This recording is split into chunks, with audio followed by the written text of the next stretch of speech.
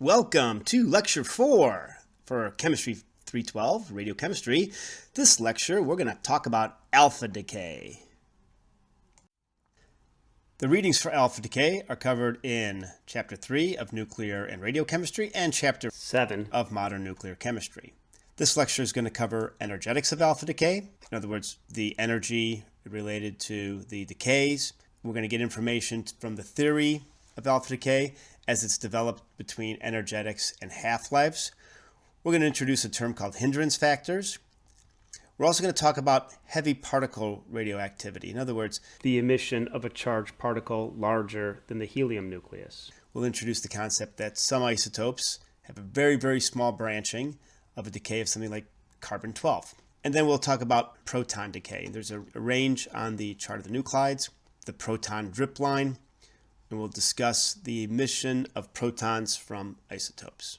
As we presented in our very first lecture on the history of modern nuclear physics, Ernest Rutherford and his team identified a positively charged particle being emitted from the nucleus. The helium-4 nucleus was based on observed emission bands. From this point, it was clear that a particle of 2 protons, 2 neutrons was coming out of the nucleus. Now, the energetics of alpha decay, their energies range from 2 to 9 MeV. Originally, they were thought to be monoenergetic. However, fine structure was discovered where the alpha decay energies can vary for a given isotope. And as we'll see, what this means is that alpha decay, when it goes to a daughter state, can decay to different levels in the daughter nucleus. Those energy levels differences are based on the differences on the alpha decay. So you can get information on the energy level differences, and those will often be accompanied by gamma emissions. So for instance, if an alpha decays to a energetic daughter state, that'll be accompanied by a gamma emission that will also be a measurement of that energetic state. And our general trend that we have for alpha decay, as we discussed earlier, is that a parent decays to a daughter. It loses 2 protons. The A changes by 4 because 2 neutrons are also emitted. They're emitted as this alpha particle, and we have this Q value. An example of an isotope that undergoes alpha decay is shown here, Seaborgium-263. It decays, it loses 2 protons, 2 neutrons, so it goes to rutherfordium. The A reduces by 4, so it goes from 263 to 259. And there's a helium nucleus that's also emitted as the alpha particle. The energy, this Q value, we're going to find is really the sum of the alpha energy and the recoiling nucleus energy. And as we have already discussed, the Q value can be found through calculations or databases. And here's an example of that fine structure as we discussed with alpha decay. Here's an example of an alpha decay spectrum for the decay of thorium-228. We see that there's a few different alpha decay energies observed, and I want to point out that this is log counts versus channel number. The channel number is directly correlated with energy. So we see that there is one peak that dominates, but a few peaks that can be observed at relatively low intensities. This relates to the decay scheme where bulk of the thorium-228 decays to the ground state of the radium-224. There are certain transitions that decay to higher level states of the progeny. There'll be less alpha energy, and they're accompanied by gamma decay. And the sum of the gamma and the alpha is equal to the energy from the alpha decay. So the alpha decay energies can vary for the same isotope, and we know that when we look at the chart of the nuclides, we have different alpha decay energies listed for a given isotope. There are over 350 alpha-emitting nuclei, and as I showed here, these alpha decay energies can be used to develop decay schemes. Fundamentally, all nuclei that are greater than 150 mass are thermodynamically unstable against alpha emission. That means they have a positive Q value. However, the probability of some of those decays are rather small compared to competition from beta, so you generally see alpha with isotopes that are greater than a mass of 210. This isn't completely true. As we see here, their energy ranges from about 2 MeV to almost 12 MeV, where neodymium-144 is a very low energy alpha emitter in the lanthanides. Polonium-212 metastable is a very high energy. We're also going to see a correlation between half-life and decay energy, where the neodymium half-life is almost 10 to the 30th times longer than the polonium-212. And what we're going to find out is that, generally speaking, the shorter the half-life, the higher the alpha decay energy. There are some trends that can be observed with the Q value energetics for alpha decay. One is that the Q value generally increases with A. So if we look at all the isotopes together and we increase A, we see that there's a general trend that as A goes up, the Q value increases. However, this is not generally true for a given isotope. If I look at a given isotope, for instance the lead here or the bismuth here, plutonium here, as I increase the A for a given isotope, the Q value generally decreases. There's also some shell effects that we see with this Q value. We see peaks at N of 126. We also see that there's alpha decay near the 82 neutron closed shell, which is found in the lanthanides. We get an increase in the Q value there since we get an increase in the alpha decay energy. The alpha half-life decreases, so that we can start to see some competition between alpha decay and other modes of decay. There's also some short-lived alpha emitters near doubly magic tin 100, and you can examine this on the chart of the nuclides. Look at some of the isotopes that are listed here. And alpha emitters have also been identified by the proton drip line above A of 100. And the proton drip line is that part of the chart of the nuclides, which is right at the very edge, the left-hand edge, so the very, very light isotopes. And A above 100, if you inspect that area of the chart of the nuclides, you'll see some alpha emitters. As was discussed on the previous slide, there are some regimes where there are light alpha emitting isotopes. Let's explore those areas. One area that was mentioned was near N equals 82, so 82 neutrons. We can highlight those alpha emitting isotopes as shown here. And as you see, fundamentally, these decays drive towards that closed shell at 82. We also showed that there were alpha emitters near tin 100. That would be doubly magic tin with 50 neutrons and 50 protons. And again, the alpha decays in this regime, as shown here, have trends where the alpha decay trends towards the formation of this doubly magic tin 100.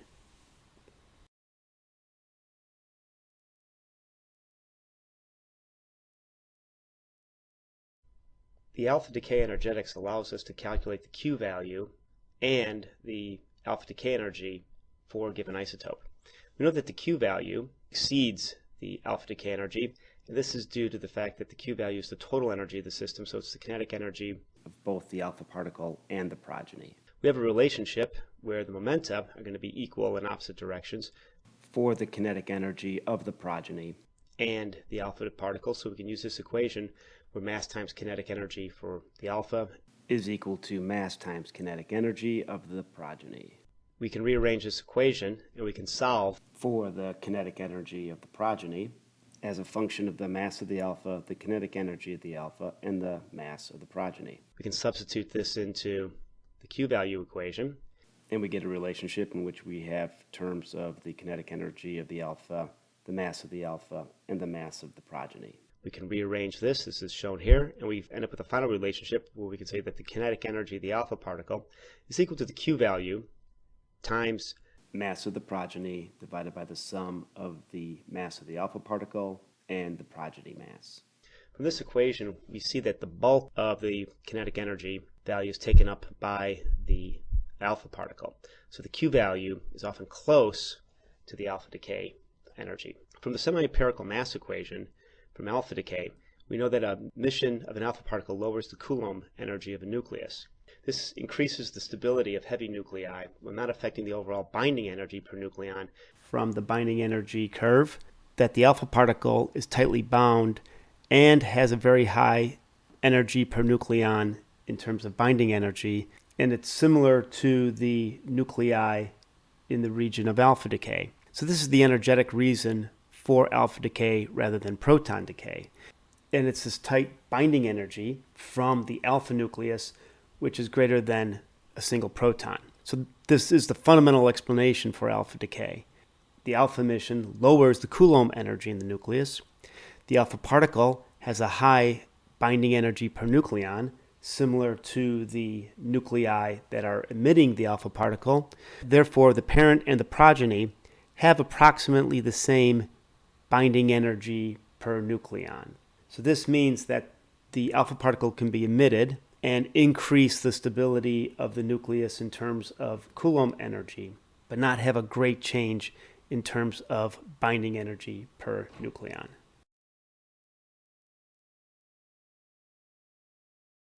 We can use the calculations that we discussed to evaluate Q values for reactions. So as an example here, if we wanted to evaluate the Q value of the decay of uranium-238 to thorium-234 plus an alpha, if we get the mass excesses of uranium-238, thorium-234, and an alpha particle, we arrange this equation.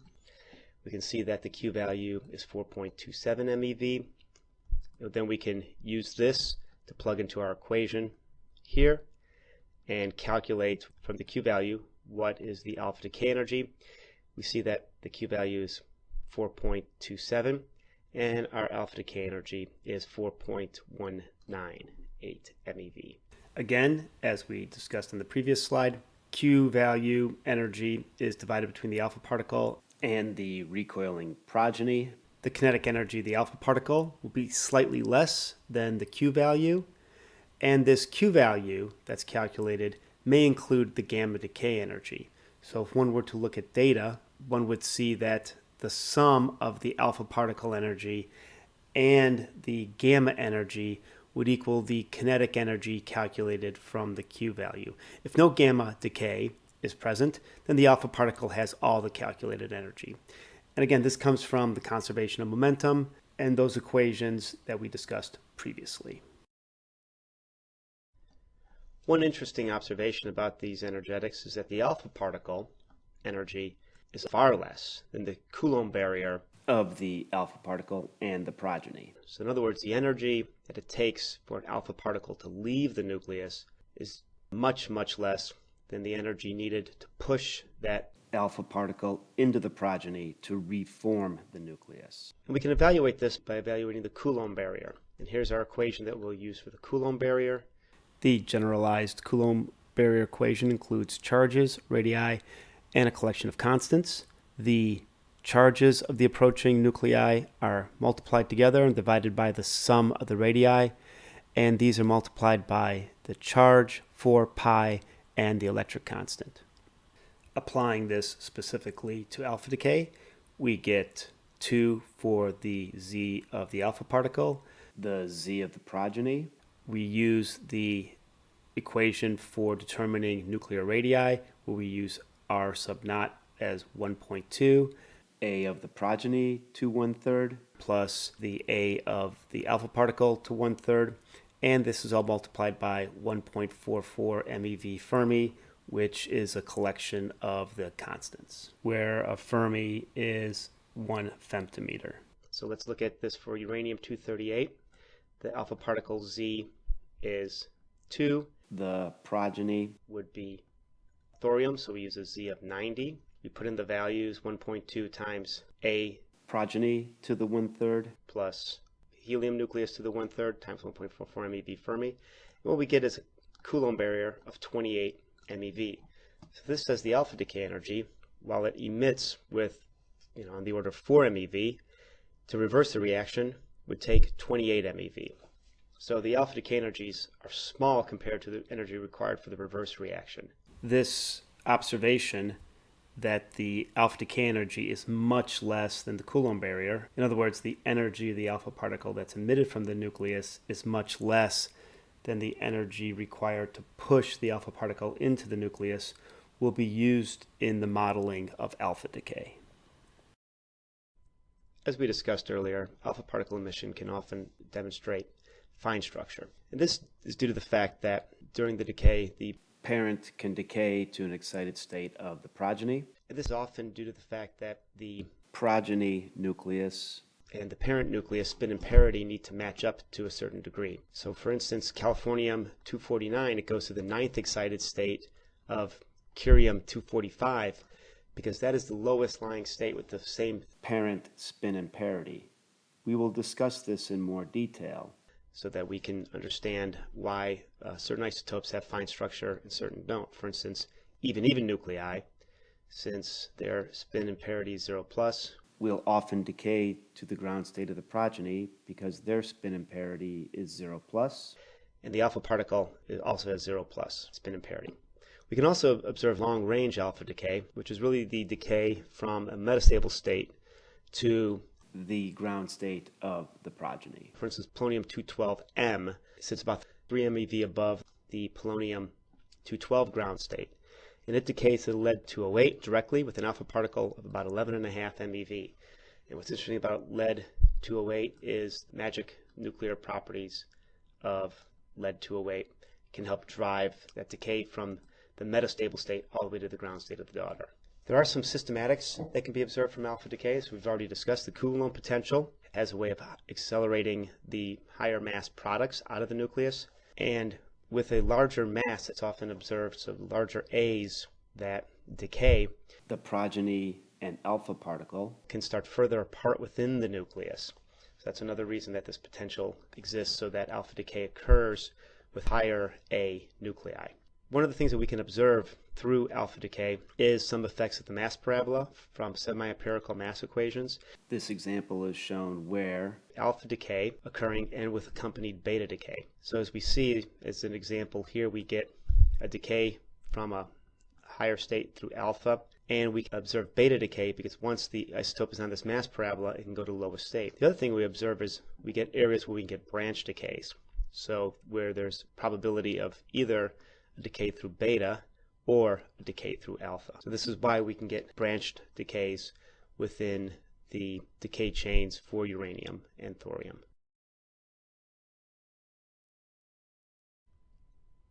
Using what we've discussed, we can start thinking about how alpha decay occurs in the nucleus and develop alpha decay theory.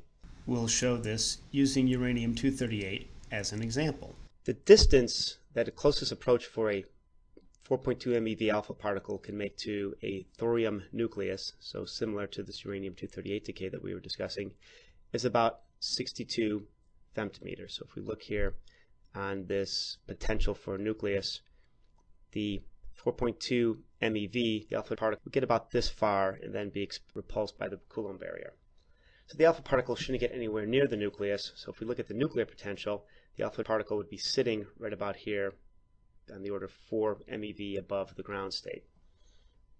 And if I look at this from a classical component, the alpha particle should be completely trapped behind the nucleus. There's a barrier up here. Now, wave functions are only completely confined by infinitely high energy barrier, so the energy potential, we can go all the way up. We have a Coulomb potential, so it's a finite size.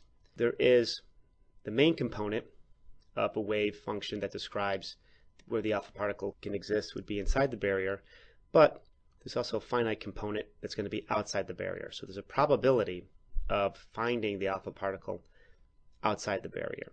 And this is what we call in quantum mechanics tunneling. So the trapped particle has a component of the wave function outside the barrier potential. So there's a probability, however small, of it appearing outside this barrier.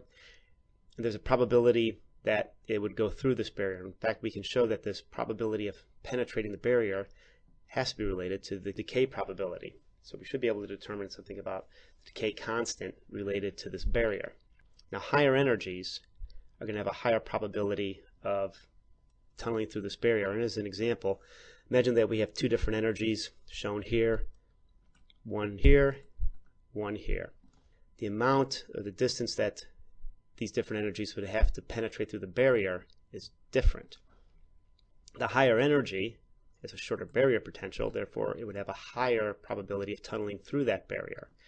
And this is why we see a relationship between a shorter half-life and a higher energy. Imagine if you were very close to the Coulomb barrier, you have a very small barrier to penetrate through, so the probability of penetrating the barrier would be very high. And that's the other thing that we see, is that we can determine when we talk about the Coulomb barrier. This is what it looks like when we describe the nuclear potential.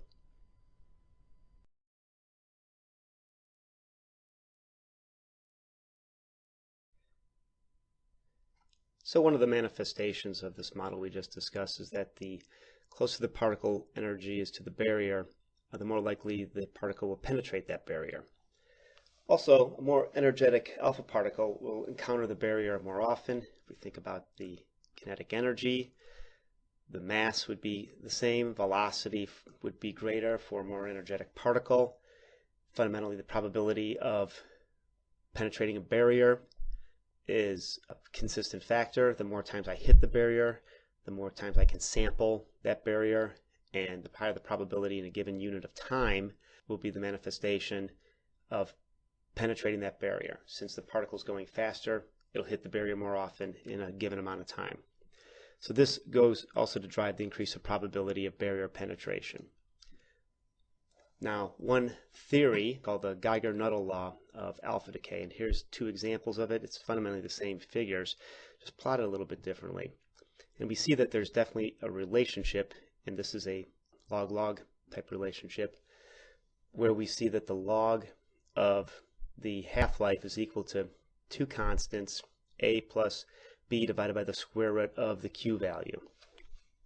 Now, the constant for any a and b are going to be dependent upon the z dependence. And one thing I want to show here is the figures. As we see, we have different z's, so different elements.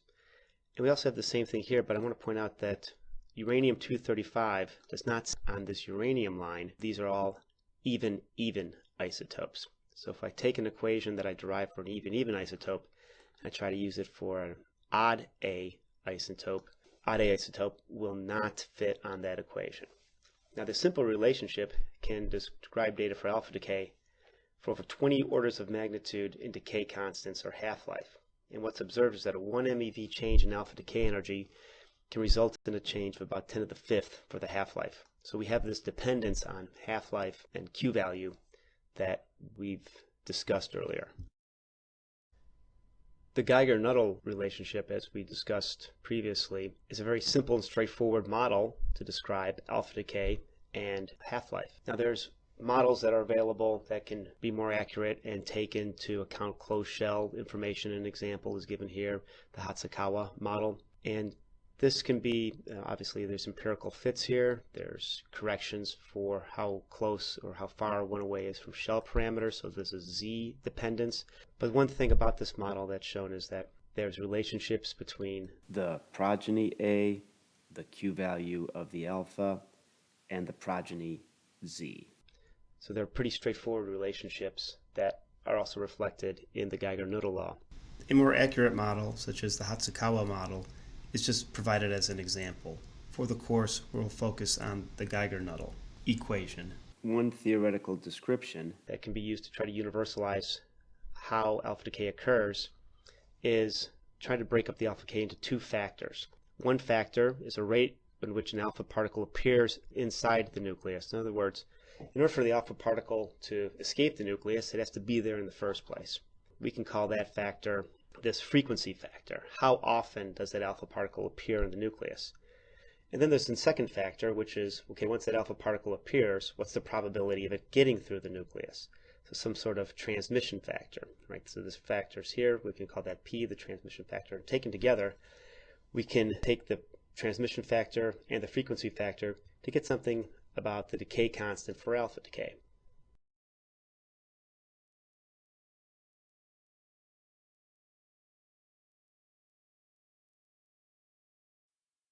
Now we have an additional factor, this preformation factor of the alpha particle in the nucleus, that can help us describe alpha decay theory in more detail.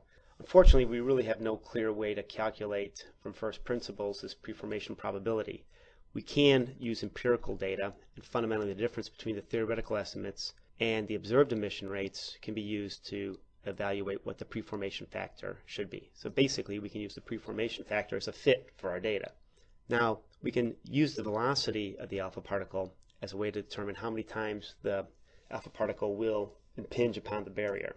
And we know that we can use that as frequency of how often the alpha particle will impinge upon the barrier, basically related to the velocity of the alpha particle. And if we can calculate the radius of the nucleus, we've already discussed how to do that, we take twice the radius.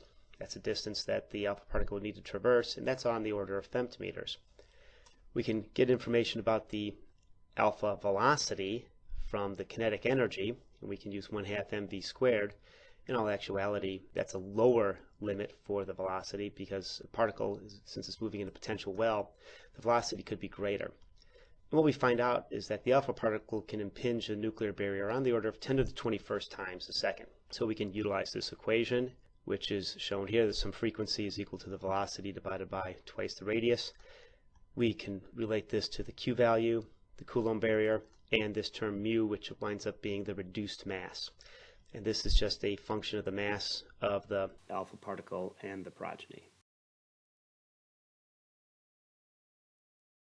There's an equation, the Gamow equation, which is listed here, and this can be used to evaluate the decay constant for alpha decay. We can determine that decay constant from the potential. Here's our nuclear potential, and fundamentally we've got some energy here, T. The alpha particle is at this energy, so what's the probability of it penetrating this barrier? That's all we're really interested in. And we get this equation that's listed here. And with the terms of this equation, it's a constant, 2, the mu, that's our reduced mass factor. We have R's, R1, R2. Well, those are just the distances that it needs to penetrate the barrier. So the R1 is here, R2 is here. So we integrate from those terms, and these values here, those are just our potential terms for the nucleus, where here's 1 energy potential, and T is the kinetic energy. We can use this equation, use the square well potential, integrate and substitute. The equation comes out to be this term, where we get the decay constant is equal to a number of factors. The Z terms here, the large Z is for the progeny, and the lowercase z is for the alpha particle, where z is the proton number. And we also have some other terms here, T and B, which are just functions of z, the radius, or we can talk about it in terms of the mass, and the B and the radius.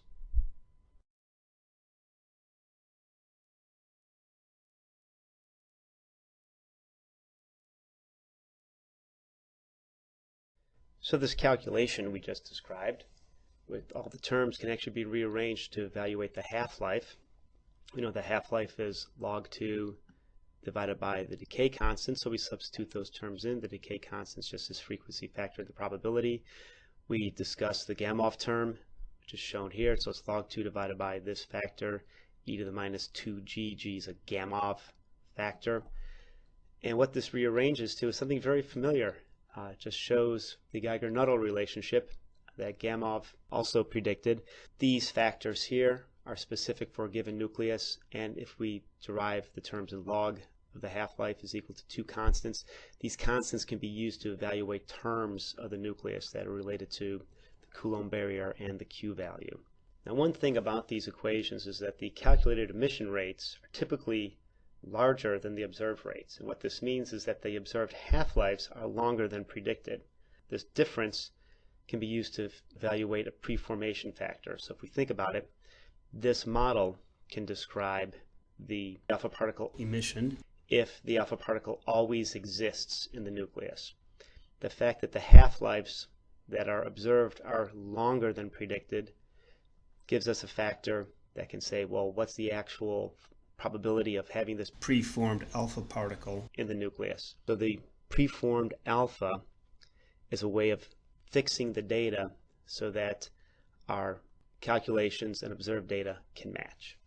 And we just use the preformation factor as a fix. And we can evaluate the difference between calculated and measured half-life, and this figure is shown here for even nuclei. So these tend to be ground state to ground state. The average preformation factor is about 10 to the minus 2. This means about 1% of the time the alpha particle is preformed in the nucleus. So if we say here, this is the ratio of the calculated to measured half-life, and we can say, well, we can fix this data so it works by having a preformation factor of 10 to the minus 2. Now, everything we discussed related to the model really holds for even nuclei. If we have odd, even odd, or odd, even nuclei, the half-lives are even longer than predicted due to something we're going to call hindrance factors.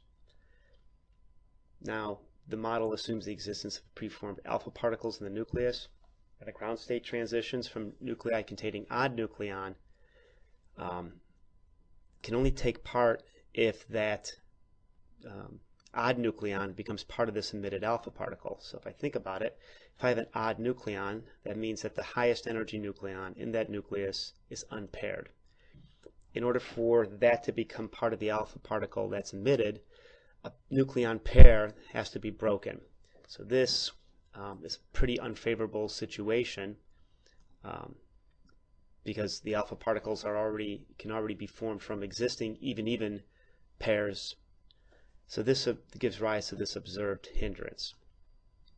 And the alpha particle needs to be composed of existing pairs in such a nucleus. The product nuclei is going to be in a higher state. This can also explain why there's a high probability of transitions to excited states in the daughter nuclei. Now, the hindrance factors have been evaluated, and they're generally between 1 and 3 times 10 to the fourth. There's two ways of evaluating the hindrance factors. They're listed here. One, we can make a ratio of the measured alpha decay half-life or the calculated alpha decay half-life. Or the converse of that is I can do a ratio of calculated alpha decay constants over measured alpha decay constants. Either way, I'll get the same hindrance factor. This is because, well, there's a relationship between the decay constant and the half-life, where log 2 divided by the half-life is equal to the decay constant. But this is an important equation to remember, and use this to determine the hindrance factors. And it doesn't matter if I take the ratio of the alpha decays or the ratio of the decay constants. What you should remember is that the values are going to be greater than 1. So if you use an equation and you make a calculation and the hindrance factor is below 1, chances are all you need to do is take the inverse of that.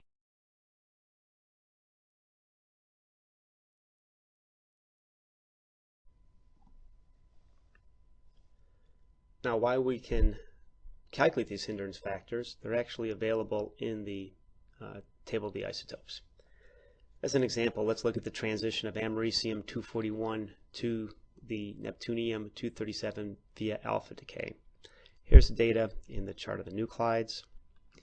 We get the half-life of the americium-241, its spin imparity, the Q value, and then a bunch of these numbers that are listed here. And these are our hindrance factors. So states of neptunium-237 that are in the 5/2 plus ground state and 7/2 plus the first excited state have hindrance factors of about 500, and you can see those values listed right over here. So we can say that this isn't a particularly favored transition. However, the americium-241 sits in a 5/2 minus state right there, and if we see that there's a 5/2 minus state right here, the main transitions go from that 5/2 minus state in the parent to the 5/2 minus state in the daughter. And these are practically unhindered transitions. We see the hindrance factor is just barely over 1. And the reason for that has to do with the similarities between the spin and parity states of the parent and the daughter. The spin's the same, the parity is the same, so there's no hindrance. We see that the ground state, the spin is the same, but there has to be a parity flip, so that's going to increase the hindrance. As we can see, the values can go anywhere from 1 for a hindrance factor to thousands. And as we see again, this relationship is driven, this spin and parity state from the parent to the daughter being the same is manifest by a low hindrance factor. So we should be able to evaluate something about changes in spin and parity as it relates to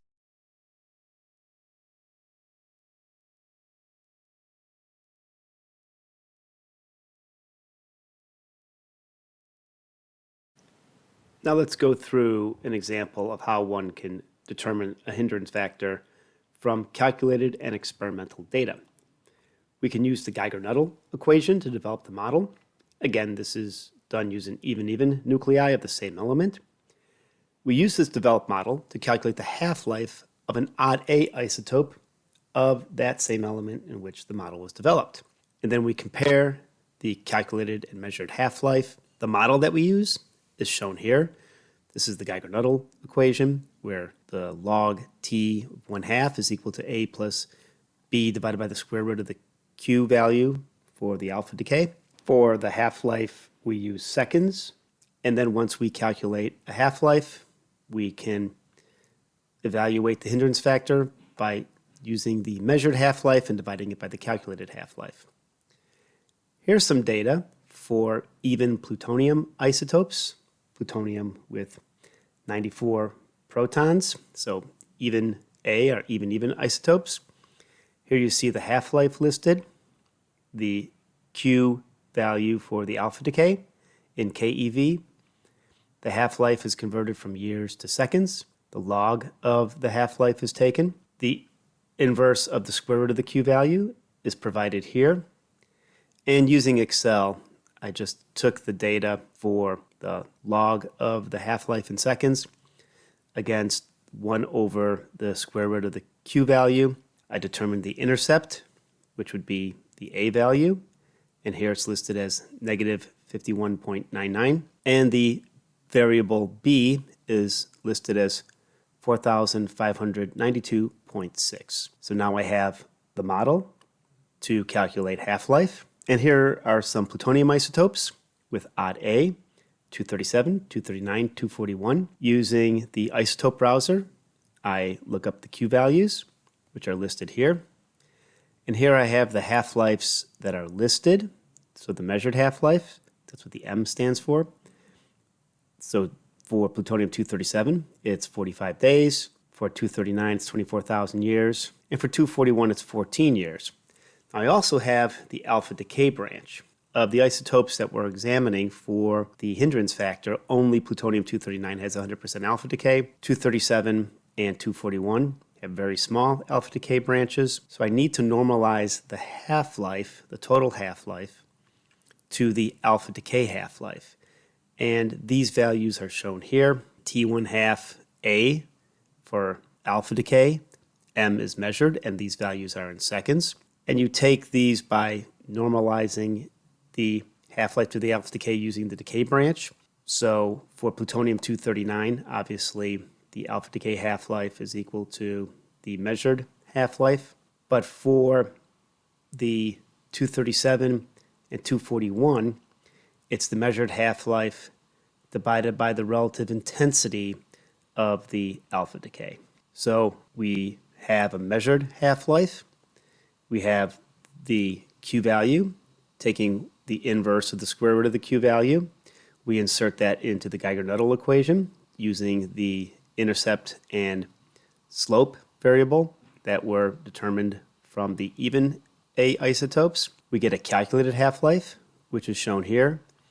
And from these values, the measured half-life divided by the calculated half-life is equal to the hindrance factor, which is shown as HF.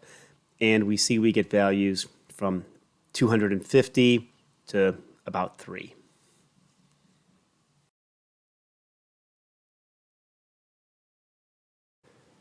We can compare some of the hindrance factor values that we calculated with those found in the literature. Again, the hindrance factor is the half-life of the alpha decay that's measured divided by what we've calculated. Again, I want to stress that it's the alpha decay half-life, not the total half-life. Here's the hindrance factor that we calculated for plutonium-237. It's shown here as 246. And here's the data for plutonium-237 from the literature. The Q value is listed here. And we see this half-life is 45.2 days. But remember, we're interested in the alpha decay half-life. So here's the branching ratio that we use, 0.0042%.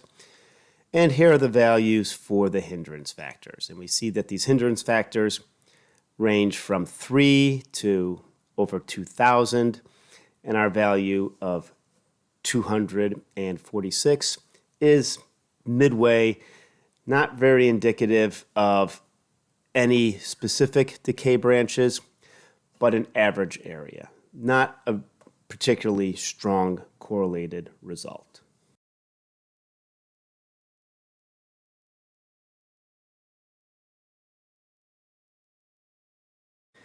And here we see some cropped table of the isotope data for plutonium-239 and plutonium-241.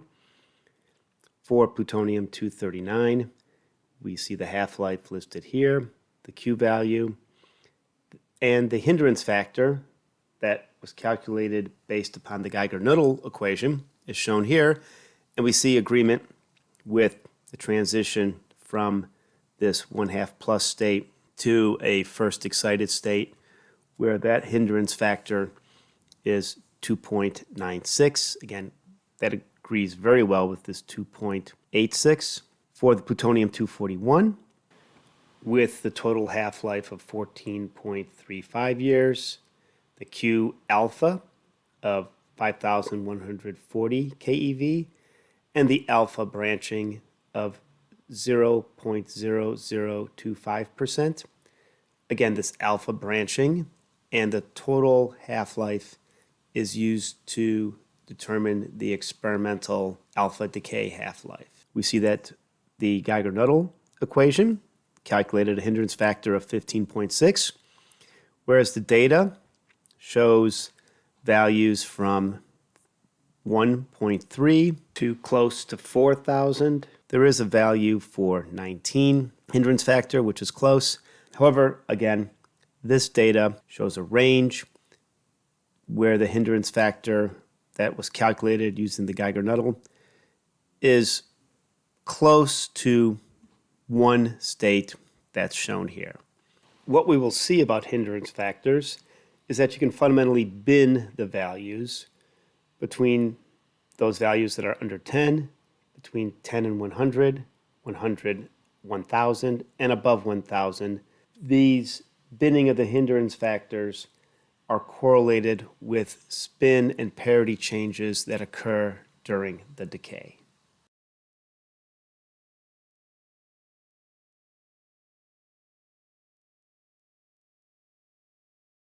Is that there's 5 classes of hindrance factor that are based upon some values. We can describe the transitions as favored or less favored. If you have a hindrance factor between 1 and 4, the transition is a favored transition. So the emitted alpha particle is from 2 low-lying pairs of nucleons.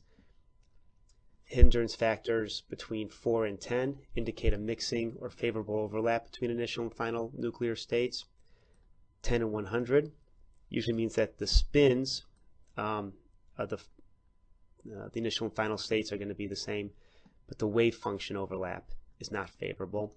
Higher factors indicate that a change in parity is going to occur, but with projections of the initial and final state being parallel, and hindrance factors of 1,000 or greater indicate that the transition involves a parity change and a spin flip. So the more fundamentally from this information, hindrance factors go up when changes from the parent to the daughter become more involved in terms of having to change spin or having to change parity.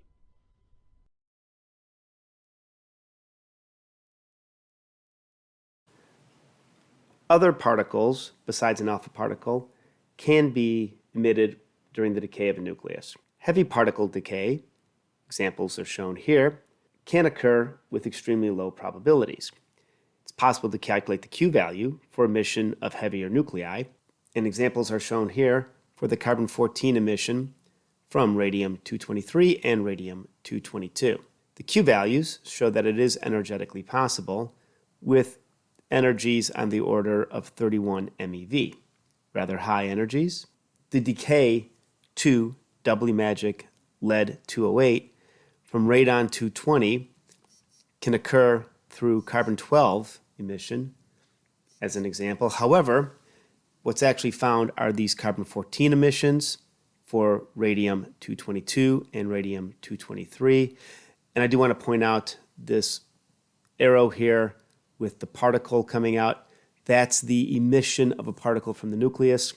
similar to what is shown here for the alpha particle. Again, it's not the radium-223 decaying to carbon-14, rather the radium-223 emitting carbon-14.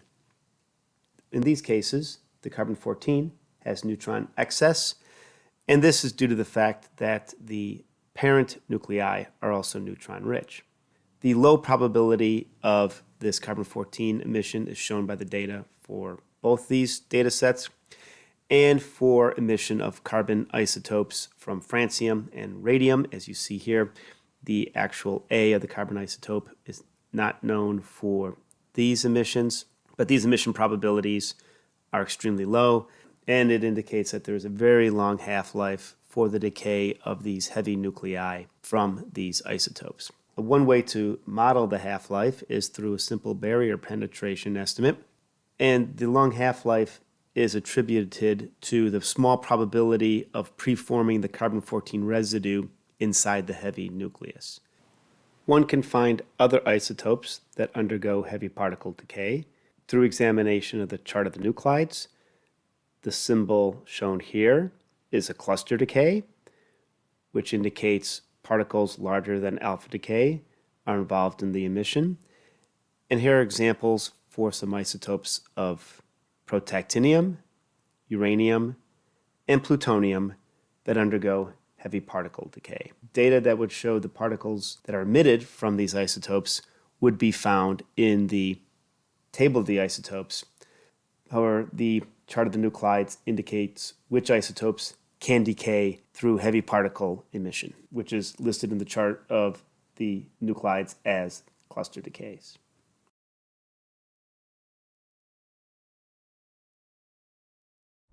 The simplest example of a positive charged particle decay is the proton decay. We've explored the alpha particle, which is the most common. We discussed larger charged particles, such as carbon isotopes. And now let's just focus in a little bit on the simplest charged particle, which would be a proton decay. So for proton-rich nuclei, they have a Q value that can be positive for proton emission. And if we look at the chart of the nuclides, here's the expanded version of the mass number versus the atomic number. We know that there's boundaries, and at this boundary, you'd find the proton drip line. So these are going to be proton-rich nuclei. On the other side, you'll find a neutron drip line, same sort of property where the neutron just kind of falls off. And these are obviously neutron-rich nuclei. So we've got this proton drip line where the Q value is positive. And this can also be used to explore and enhance understanding of how a proton stays within the nucleus. The decay theory of proton decay can be similar to alpha decay. However, there's no pre-formation factor for a proton, right? For the alpha particle, we need to have two protons, two neutrons get together. For the proton, well, the proton's just sitting there. The other difference is that Proton decay energies, even for heavy nuclei, are relatively low, 1 to 2 MeV. So this means that the barriers are pretty large and the probability of penetrating those barriers generally low. We need to go to some pretty exotic areas of the chart of the nuclides to explore these decays. And here's an example of some low Z elements with their isotopes that decay by proton emission. If we look at fluorine 15, 16, oxygen, right? Oxygen 12 has 2 proton decay. 13, there's a probability of this proton decay. Nitrogen 10, there's a proton decay. Nitrogen 11, proton decay. Carbon 8 has a proton decay. And then there's a probability for carbon 9. So these are all very proton-rich, nitrogen-deficient isotopes that can undergo this decay. And you can find where they're located by exploring your chart of the nuclides and looking for that proton decay symbol, either 2 proton or a single proton decay.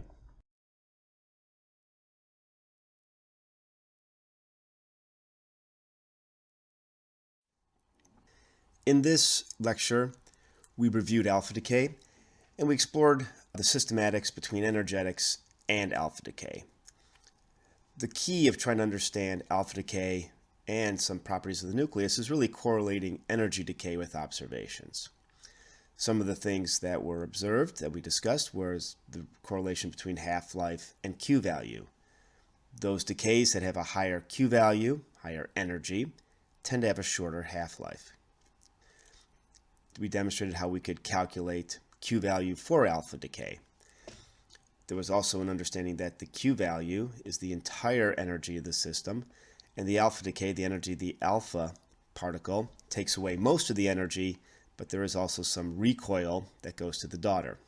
And one thing that should be pointed out, this recoil energy to the daughter can be on the order of kilo electron volts, keV, and if you remember that bond energies are generally measured in the order of EV, this can be enough energy for the daughter to break bonds, and this actually occurs. There was also discussion on fine structure and alpha decay. In other words, alphas often just don't produce one alpha energy. There are different alpha energies, and that has to do with the decay of the parent to the daughter ground state and excited states in the daughter. Those are often accompanied by gamma decays. We'll discuss this more when we discuss gamma decay in the course.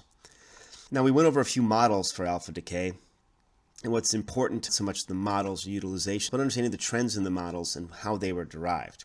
Some of the trends that are observed is that alpha particles at higher energy impinge upon the barrier more frequently. This is due to the fact they have a higher energy. If you use 1/2 mv squared, their velocity must be greater if they're at higher energy. Also, if they're at a higher energy, the barrier that they have to penetrate is smaller, so there's a higher probability of that particle penetrating the barrier. And we also talked about the preformation factor, that an alpha particle may not always be sitting in the nucleus, that it needs to be formed in the nucleus and then impinge upon the barrier. So this can account for some of the delays that one sees between the model and the observations, particularly for non-even nuclei. We talked about tunneling and potentials. So it's an application of the tunneling phenomena where the particle, the alpha particle in this case, needs to overcome a barrier, and it overcomes that barrier not by going over it, but by tunneling through it.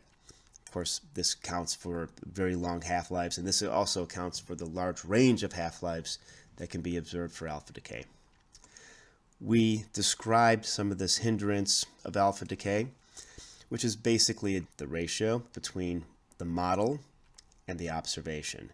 The larger that ratio, the more hindered that decay is, and we can describe that hindrance through a number of phenomena, including changes of spin and parity. And we'll see this is even more manifest for beta decay. We also touched upon other charged particle decay, including proton emission and carbon emission, including carbon-12 and carbon-14. Examples of questions you should be able to answer based upon the lecture are provided here. One has to do with alpha decay energies from decay. An example with thorium-228. Why does thorium-228 exhibit multiple alpha decay energies? This was discussed in the lecture. This is another thorium-228 decay scheme that's shown. Here's the parent, thorium-228, decaying to the radium-224. And we see that it decays to multiple levels in the radium-224. 28.2% of the time it goes to this first excited state, and then 71.1% of the time it travels to the ground state. The alpha decay energy for this ground state is different by 84.3 keV from this first excited state, and they'll show up as different peaks for the alpha decay energy. So that's why we get this difference in the alpha decay energies, because the alpha decay goes to different states in the nucleus. For an even nucleus, like thorium-228, that primarily decays to the even ground state of the progeny. What are some alpha decay energy ranges that can be observed? Well, the lowest energy that's observable is neodymium-144 with an alpha decay energy of 1.8 MeV, and then polonium-212M for the metastable state decays with an energy of 11.6 MeV. So that's a reasonable range for alpha decay energies. Generally, they're between 4 and 6 MeV. What is the relationship between the Q value and the alpha decay energy? Well, the alpha decay energy is equal to the Q value times the mass of the progeny divided by the sum of the mass of the alpha particle and the mass of the progeny. The Q value is therefore the recoil energy of the progeny and the emission energy of the alpha particle. So you can use this equation to use the Q value to determine an alpha decay energy. So imagine that we want to determine the alpha decay energy for an isotope like plutonium-244. It has a Q value of 4.665 MeV. Find the alpha decay. Well, plug this value into the equation. There's our Q value. Plutonium-244, the progeny is uranium-240. So 240 divided by 240 plus 4, that's equal to 4.589 MeV. And if you looked in the chart of the nuclides, you would see that that is one of the alpha decay energies for plutonium-244. You would also see that there are other values that are available. Again, that has to do with decaying to excited states. Even this value, that's the maximum alpha decay energy that can be obtained from a given Q value.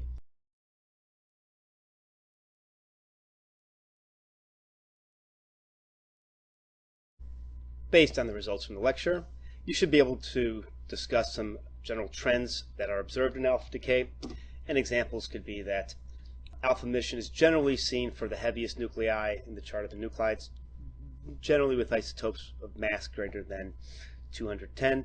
So these are the elements above lead and bismuth generally. There are some examples of alpha decaying isotopes in the lanthanides. For instance, we discussed the low energy alpha decay that is seen in neodymium-144. The other trend is that the higher energy alpha decays tend to have shorter half-lives, and that the energy of an alpha particle generally increases with the atomic number of the parents. So as we go higher and higher along the periodic table or in the chart of the nuclides, we'll see that alpha decay energies generally increase. So what is the spin imparity Of the progeny from uranium-238 alpha decay? Well, we discussed this earlier. We gave an example with the thorium-228. The ground states spin imparity of parent, progeny, and alpha particles from decay are 0 plus. You go from an even nucleus to an even nucleus. Even nuclei have a spin imparity of 0 plus. How is quantum tunneling related to alpha decay? A topic that's popular in quantum mechanics. We know that the alpha particle, the energy is less than the Coulomb barrier. Somehow the alpha particle can escape from the nuclear potential with less energy than the potential itself. And this occurs by the alpha particle tunneling through a portion of the barrier. The penetration of the alpha particle, that probability, is greater at higher energy, and that relates to a shorter half-life. So what's the relationship between half-life and alpha decay Q value? Well, there's actually an equation that we talked about where the log of the half-life is equal to the constant A plus B divided by the square root of the Q value for the alpha decay. A and B are functions of Z, so are a function of proton number, and there's strong correlation for even nuclei. You could determine these factors by plotting the log of the half-life in the same unit, generally seconds, against 1 divided by the square root of the Q value for even nuclei of a given Z. So you can do it for uranium and plutonium, thorium, and achieve these relationships that will give you factors for A and B, and you'd be able to determine the alpha decay half-life for isotopes that are theoretical or have half-lives that are long enough where other routes, such as spontaneous fission or perhaps beta decay, compete.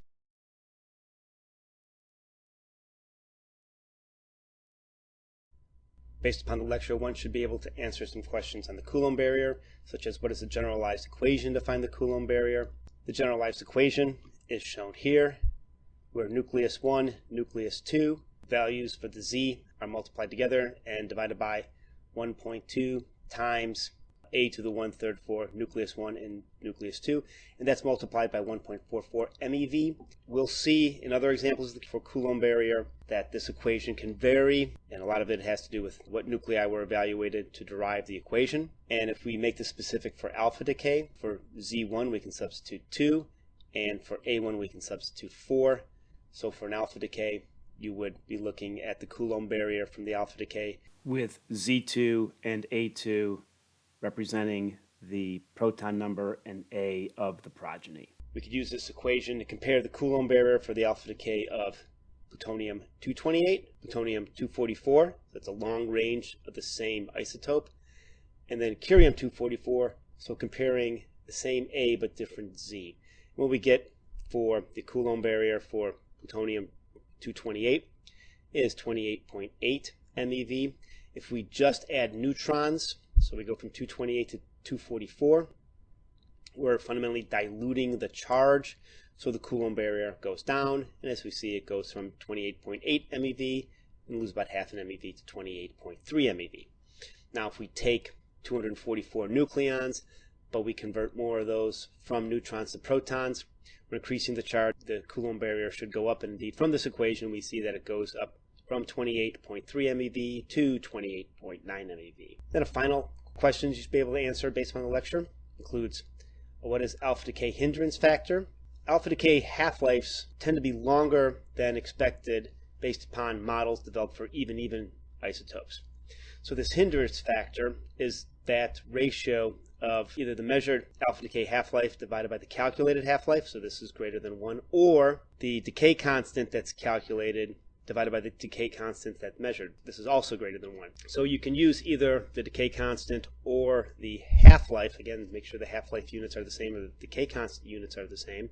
And you should always remember that the hindrance factor is 1 or greater. There's other questions that you should be able to answer that we're not going to give examples on. For example, with other charged particle decay that use similar models to alpha decay, fundamentally proton decay, which occurs with the proton drip line, or other charged particle decay such as carbon-12 or carbon-14. When you have completed the lecture, please respond to the Lecture 4 quiz and comment on the blog. The information that one should take away from this lecture is listed here. This includes that the alpha particle is the helium nucleus. We've discussed this in previous lectures, just re-emphasizing it here. You should also understand that there is fine structure associated with the alpha decay. An isotope can have a number of different alpha decay energies. This is shown on the chart of the nuclides, for example. Transitions to ground states or excited states in the progeny result in these different energies, and transitions to the progeny excited state also are often associated with gamma decay, and we'll discuss this more in the lecture on gamma decay. You should be able to identify some generalized trends for the Q value for alpha decay. Generally speaking, the Q value increases in energy for A over all alpha emitters when they are compared. However, for a given element, the Q alpha tends to decrease with increasing A. Alpha emission is generally seen in the region where isotopes have an A greater than 210. However, low energy alpha emitters are observed near N equals 82, a closed shell, and near tin 100, which is doubly magic. The Q value for the alpha decay is the total energy for the alpha emission. This total energy is distributed between the alpha particle and the progeny. You should be able to use the Q value to calculate the alpha decay energy, and you should remember that this is for a ground state to ground state transition. The equation that would be used to calculate the alpha decay energy from the Q value is shown here. This lecture also discussed why alpha decay occurs. There are two driving factors. One is that the Coulomb energy of the progeny is reduced compared to the parent because you're releasing 2 protons along with the 2 neutrons in the alpha decay. And the binding energy per nucleon is similar for the parent and the progeny. This is because the alpha particle also has a high binding energy per nucleon. You should be able to calculate and compare the Coulomb barrier to the alpha decay energy. And you should see that the alpha decay energy, or the alpha Q value, is small compared to the Coulomb barrier. There are some aspects of alpha decay theory you should take away from this lecture. One is that tunneling is important in alpha decay, and tunneling frequency is a term that we use to describe a property of the nucleus for alpha decay. We also discussed the Geiger Nuttall law, and the Geiger Nuttall law is shown here. We went through how the Geiger Nuttall law can be derived from other nuclear models. And for this course, the Geiger Nuttall law will be the primary model we'll use for alpha decay. We should also understand the preformation factor. What is the probability of finding an alpha particle ready for emission in the nucleus? And this preformation factor is related to hindrance in alpha decay. You should be able to identify and measure hindrance factors. We also discussed other charged particle emission, including proton decay and heavy particle decay.